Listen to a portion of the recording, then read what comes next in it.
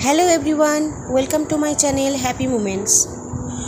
Last part में हम लोग देखे थे न्यूशन सवाल करता है जी ये बच्ची कहाँ से मिला, और शाओ शिनचैन आंसर देता है कि ये बच्ची उसका है और वो खुद जन्म दिया है। तो आज का पार्ट हम लोग शुरू करते हैं। ये बात सुन के उस रूम पे खड़े सारे लोग बहुत ज़्यादा शॉक्ड हो गए थे। वो लोग अपने ज़िंदगी में पहली बार ये बात सुना था, इसीलिए वो लोग चौंक गया था कि कोई मैन वो जन्म दे सकता है। शोंगलन उन लोगों का फेस देख के समझ गया और वो कहा, हाँ ये बात सच है, शिनचैन जो भी कहा है अभी सब सच कहा है। असल में शाओ शिनचैन पूरी तरह से आदमी नहीं है, वो एक गियर है। मुझे पता है आप लोग ये विश्वास नहीं करेंगे क्योंकि हम लोग कभी गियर को नहीं देखे हैं। मैं भी पहले विश्वास नहीं करता था, लेकिन मैं शाओ शिनचैन से मिलने के बाद मुझे पता चला ये बात सच है कि वो गियर है। किसी घर में गियर बच्चा पैदा होते ही नहीं तो वो परिवार वाले उस बच्चे को मार देते हैं और नहीं तो पूरे ज़िंदगी भर के लिए उसका आइडेंटिटी छुपा दिया जाता है। इसीलिए हम लोगों को गियर बच्चा या चाहे गियर दिखाई नहीं देता है, चाहे हम लोग जान नहीं पाते गियर है, लेकिन हम लोगों के बीच में बहुत सारे गियर है ऐसे। शाओ शिनचैन जब छोटा था तो नाइट हंट में शाओ शिनचैन के माँ और बाबा मारे गए थे, लेकिन शाओ शिनचैन बच गया था। उनको महागुरु बाओशन शरण के बेटी चांगशे शरण बचा लिए थे और चांगशे शरण के कहने पे ही महागुरु बाओशन शरण शाओ शिनचैन को अपना स्टूडेंट बनाए थे। चांगशे शरण शाओ शिनचैन को अपना भाई मानते थे और शाओ शिनचैन और मैं कल्टीवेशन पार्टनर है, हम लोग मैरिड हैं, हम लोग हस्बैंड्स हैं। तो प्लीज़ आप लोग अभी जो भी सुने हो इसको सीक्रेट रखिएगा। रूम में खड़े सारे लोग हाँ कहा और फिर विंग की तरफ देखने लगा। विंग अपना सर झुका के बेड पे बैठा हुआ था और वांगजी साइड में खड़ा था, वो भी विंग की तरफ देखे जा रहा था। विंग शांति से बैठा हुआ था और कोई रिएक्ट नहीं किया। ये देख के फिर सारे लोग शाओ शिनचैन और शोंगलन की तरफ देखने लगा।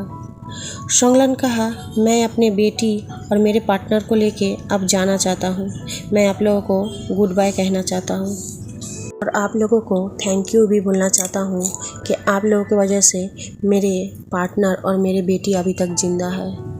ये बोल के शाओ शिनचैन और शोंगलन दोनों ही बो किया और उस रूम से निकल गया गुड बाय कहते हुए। न्यूसेन भी उन लोगों के साथ गुड बाय कहते हुए उस रूम से निकल गया। शिचेन भी विंग और जंगशा को गुड बाय कहते हुए रूम से निकल गया। वांगजी भी अपने ब्रदर के पीछे गया, अपने ब्रदर को और सारे जूनियर्स को गुड बाय कहने के लिए इनसे बाहर गया। रूम में सिर्फ विंग बेड पे बैठा हुआ था और जंगशा विंग की तरफ देखते हुए खड़ा था। विंग जंगशा से कहा, मुझे माफ़ कर देना जंगशा, मेरे वजह से फिर से तुम्हें परेशान होना पड़ा। जंगशा ये सुन के गुस्से में कहा, वे विशियन तुम इडियट। फिर आंखों में आंसू लेके कहा, तुम ये सब तो मुझे पहले बता सकते थे ना। तुम्हें क्या लगता है मैं तुम्हें सपोर्ट नहीं करता, मैं तुम्हारी बातों पे विश्वास नहीं करता, तुम इडियट। इतना सब कुछ हुआ, सब कुछ अकेले ही झेलते गए। तुम मुझे कभी भी अपना भाई नहीं मानते थे ना वे विशियन। अगर भाई मानते तो मेरे ऊपर विश्वास करते, मेरे ऊपर भरोसा करते, लेकिन तुम कभी भी मुझे उस लायक समझे ही नहीं हो। ये सुन के विंग दौड़ते हुए जंगशा के गले लग गया और कहा, जंगशा सब मेरा गलती था, इसमें तुम्हारा कोई गलती नहीं था। मैं तुम्हें कभी भी कोई चीज़ के लिए ब्लेम नहीं करता, मैं तुम्हारे ऊपर हमेशा से ही विश्वास और भरोसा करता था जंगशा। बस मैं नहीं चाहता था कि मेरी वजह से तुम कोई परेशानी में फंस जाओ, इसलिए मैं हर चीज़ से तुम्हें दूर रखा।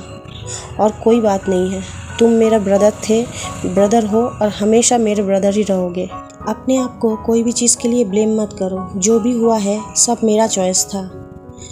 लेकिन जंगशा जो भी हो गया है सब पास्ट था, सब भूल जाओ, नई तरह से हम लोग शुरू करते हैं। जंगशा अपना आंखें पोंछते हुए कहा, वे विशियन तुम अभी के अभी मेरे साथ यूनमांग चलो। विंग कहा, जंगशा अभी नहीं, तुम्हें पता है ना मेरा तबीयत ठीक नहीं है, लेकिन मैं 2 दिन में यूनमांग तुम्हें विज़िट करने ज़रूर आऊँगा। लेकिन मेरा एक रिक्वेस्ट है तुमसे। कैसा रिक्वेस्ट? जंगशा कहा, मैं मेरे साथ लंजा को यूनमेंग ले जाना चाहता हूँ और उसे यूनमेंग और लोटस कोप घुमाना चाहता हूँ। मैं अपने साथ लंजा को लेके जा सकता हूँ? इडियट, तुम ज़रूर लेके आ सकते हो, वो तुम्हारा भी घर है, तुम भूल गए?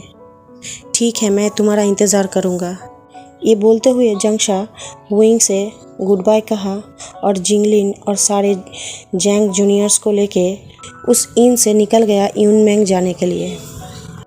वांगजी भी अपने ब्रदर और सारे जूनियर्स को गुड बाय कह के विंग के पास आया और पूछा, विंग तुम ठीक हो ना? जंगवायर से तुम्हारा बात हुआ? वो फिर से कुछ गलत नहीं कहा ना? विंग कहा, नहीं लंजा, मैं ठीक हूँ। और जंगशा तो पास्ट में हुए गए घटना के लिए अपने आप को ब्लेम कर रहा था। वो मुझसे माफ़ी भी मांगा है और वो मुझे इनवाइट भी किया है यूनमेंग जाने के लिए। तुम चलोगे मेरे साथ लंजा? वांगजी विंग के हैप्पी फेस और स्माइल को देख के कहा, तुम अगर जाना चाहते हो तो मैं तुम्हें लेके चलूँगा, लेकिन मैं जंगवायर को कभी भी माफ़ नहीं कर सकता वो जो तुम्हारे साथ किया है इसके लिए। विंग तुरंत वांगजी के हाथ को अपने हाथों में लेके कहा, लंजा, वो मेरा भाई है और वो माफ़ी भी मांग चुका है। प्लीज़ लंजा, तुम उसे माफ़ कर दो मेरे खातिर, हाँ? और फिर पप्पी आइज से वांगजी की तरफ देखने लगा। वांगजी जंगवायर के ऊपर बहुत गुस्सा तो था, पर वो विंग को खुश भी देखना चाहता था, इसलिए वो सिर्फ बोल देता है। विंग ये सुन के खुशी के मारे वांगजी के ऊपर जंप करके उसके लैप में बैठ जाता है और उसको टाइटली हग कर लेता है। वांगजी भी अपने दोनों हाथों से उसे टाइटली पकड़ लेता है। वो दोनों वैसे ही टाइटली बहुत देर तक हग किए हुए रहता है और वांगजी विंग के सर पे धीरे से हाथ फहराते हुए उसके बालों को सहलाते हुए उसे पूछता है, विंग, शाओ शिनचैन तुम्हारा अंकल है, तुम उन दोनों को बोले क्यों नहीं हो? विंग सैडली हंसते हुए कहा, लंजा, मैं अभी वेविशन नहीं हूँ और ये बॉडी भी मेरा नहीं है। मैं अभी मुशानी हूँ और वो मेरा पास्ट लाइफ था, इसलिए मैं उन दोनों को कुछ नहीं बताया। लेकिन मैं बहुत खुश हूँ कि मैं मेरे अंकल और मेरे कज़न को शुएंग के हाथों से बचा पाया। वांगजी ये सुनते हुए कहा, विंग, तुम मुशान्यू नहीं हो, तुम विंग ही हो और ये बॉडी भी तुम्हारा ही है। ऐसे ही उन दोनों को बात करते करते शाम हो जाता है और फिर वो दोनों एक साथ बैठ के डिनर करते हैं और फिर सोने के लिए बेड पे चले जाते हैं। विंग बेड पे वांगजी को किस कर रहा था। वांगजी भी उस किस का रिस्पॉन्स किया, लेकिन वांगजी उस किस को ज़्यादा डीप या पैशनेट नहीं बनाया। विंग वांगजी को साइली पूछा, लंजा, तुमको मुझे किस करना अच्छा नहीं लगता? वांगजी कहा, नहीं विंग, मुझे तो बहुत अच्छा लगता है। मैं तो इस दिन के लिए 13 साल इंतज़ार किया विंग। फिर विंग पूछा, तो फिर तुम हमेशा अपने आप को रोकते क्यों हो? वांगजी सर झुका के चुप था, लेकिन उसका ईयर रेड हो गया था। फिर वो कहा, विंग, मैं अगर अपने आप को नहीं रोकता तो मैं खुद पे कंट्रोल खो देता और मैं तुम्हें हर्ट कर सकता हूँ विंग।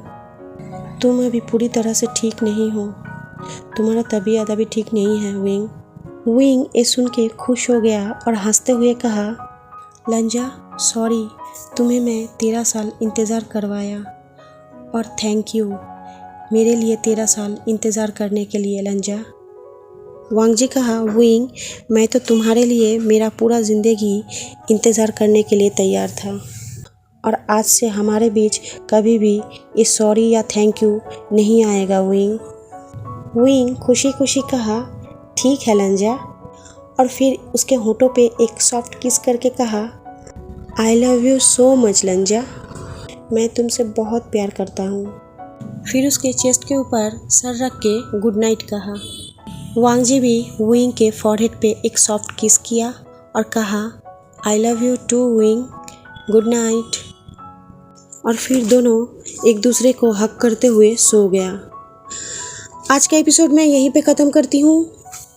विंग और वांगजी इस एपिसोड में तो सो गए हैं, अब हम लोगों की बारी है। तो आप लोग मेरे वीडियो को लाइक्स कर दीजिए, कमेंट कीजिए मुझे और मेरे वीडियो को शेयर कीजिए सारे वांगशन फैन के साथ। तो आज के लिए मैं चलती हूँ, कल मिलूँगी। Bye bye.